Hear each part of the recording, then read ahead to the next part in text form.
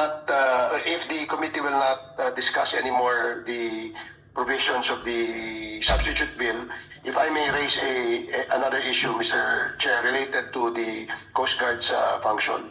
Yes. Okay. Dinidiscuss natin ngayon yung powers and functions nila. Yun, okay. A very important issue because this has come out already in the Senate inquiry about members of Coast Guard recruiting auxiliary members. And most of the members that were recruited as auxiliary Coast Guard were all Chinese. In fact, this issue was raised by Senator Tolentino last year. And Mr. Chair, I'd just like to be updated as to the status of that. No? Kasi I understand that most of those recruits who were Chinese have the ranks of Brigadier General, Commandant, and all those things. And parang na-overtaken yung Coast Guard. So, can we be clarified on that, Mr. Chair? Commandant, yes, answer the query of the Honorable Barbers. Thank you, Mr. Chair. In response to the query of the Honorable Representative Barbers, sir, we share the same view. And we went through a process in coordination with relevant intelligence and national security concerned agencies of government. And in fact, we have already delisted 36 of them. And they are all Chinese. Did Coast Guard conduct an investigation as to... We did. And may we know what happened to the investigation? What's the reason? We did checks on their compliance to the standard set, and we found that they did not comply. So we initiated their delisting. They are now, in fact, delisted. So if they are delisted, Mr. Chair, ang issue is that our foreigners, like the Chinese, for instance, specifically the Chinese, allowed to become members of the auxiliary? The coordination we have, Mr. Chair, is we will accept auxiliaries to the Coast Guard, provided they have secured national security clearance. Okay. So all these 36 have secured national security clearances? They don't have, and they don't have national security clearance. That's why we have delisted them. They're not in our roster anymore. How long have they been with the auxiliary before you delisted them?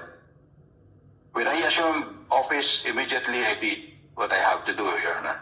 And when was this? I assumed last October, and so by December, we have already started the listing. So do you have any idea how long have they been a member of the auxiliary? Itong mga na-delist na ito?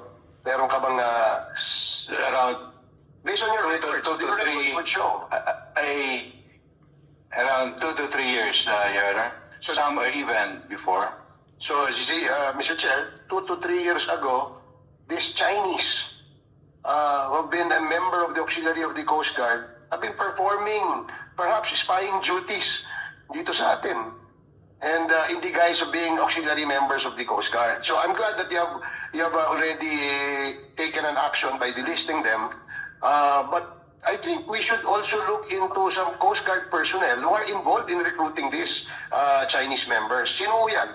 We are proceeding with this very carefully, Your Honor. Rest assured that I will do my part as the Commandant of the Coast Guard to make sure that the Coast Guard is a national security relevant agency. I'm glad you said that, Mr. Chair, because we all know that there is now a national security issue where Coast Guard and our armed forces are slowly and carefully looking into, no? Yes, yes. Kapag tayo napasok nitong mga Chinaman na nag-iispiya lang sa atin, it will render the Coast Guard, the armed forces, useless and inutil. So yun ang natin. But again, no, I think if I may suggest, Mr. Chair, we should backtrack. Sino yung nag-recruit dyan? Bakit pumasok yan at wala naman silang compliance, wala namang national security clearances? Bakit naging membro na auxiliary yan?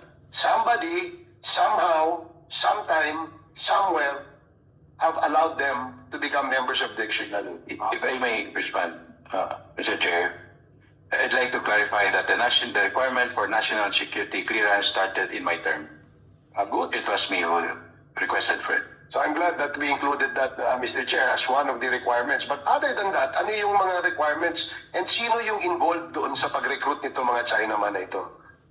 We are going through it, Your Honor. So, in the next hearing, Mr. Chair, where One of them is dead by now. I'm sorry? US has died already. One of those involved in the early stages of that recruitment, unfortunately, is already dead. Your Honor. Not killed. No. Died He died of natural causes. Okay. Thank you. Mr. Chair, may I add? Before I recognize the Honorable Fernandez, please allow me to acknowledge the presence of the Honorable Joseph Gilbert Tilago, representing the 2nd District, Province of Nueva Ecija. Welcome po kayo. Yes, the Honorable Mr. Chair, medyo shocking yung nadinig ko. Medyo ngayon ko lang nalaman na may ganun pala tayo that we have recruited yung ating pong mga foreigners, especially mga Chinese para sa auxiliary. Because in addition to what the good gentleman from Surigao, did this Chinese national secured any alien employment permit from the immigration? Kasi ang mga foreigners that wanted to have a working permit, special working permit, must secure a clearance na permit coming from the DOJ. Not only sa national security. If they haven't gotten any alien employment permit, pinakamababa doon is 6 months and maximum of 1 year, then there is violation in the hiring of these Chinese personalities. It is not only the national security permit are required, unless that the national security is using these people